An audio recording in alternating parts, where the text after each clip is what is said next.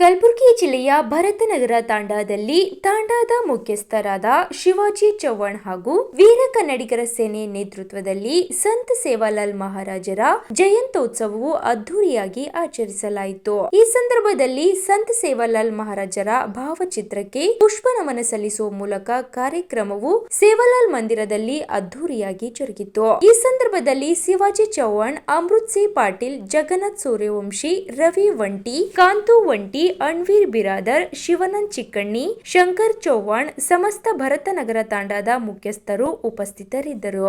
Bureau report, Chandrashekhar, Kalaburagi.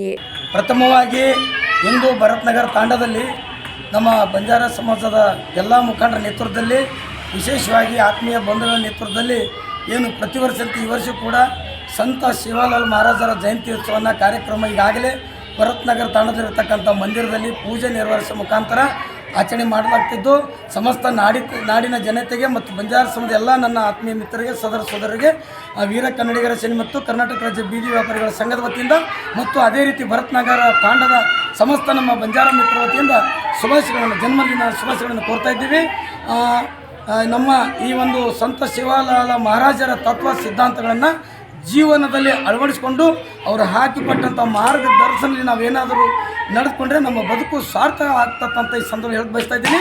ಏನಿವತ್ತು ಅದ್ದೂರಿಯಾಗಿ ಜಯಂತಿ ಆಚರಣೆ ಮಾಡ್ತಾ ಇದ್ದೀರಿ, ದಯಮಾಡಿ ಎಲ್ಲರೂ ಒಗ್ಗಟ್ಟಾಗಿ ಸರ್ವಧರ್ಮ ಸಮಾಜದ ಮುಖಂಡರೆಲ್ಲ ಭಾಗಿಯಾಗಿ ಈ ಜಯಂತಿಯೋತ್ಸವನ ಶಾಂತಿಯುತವಾಗಿ ಮಾಡಿಕೊಂಡು ಯಶಸ್ವಿಗೊಳಿಸಬೇಕಂತೇಳಿ ತಮ್ಮೆಲ್ಲರಲ್ಲಿ ನಾನು ವಿನಂತಿ ಮಾಡ್ಕೊಳ್ತಾ ಇದ್ದೀನಿ. ಇನ್ನೊಮ್ಮೆ ಶಿವಲಾಲ್ ಮಹಾರಾಜರ ಜಯಂತಿಯೋತ್ಸವದ ಹಾರ್ದಿಕ ಶುಭಾಶಯಗಳು.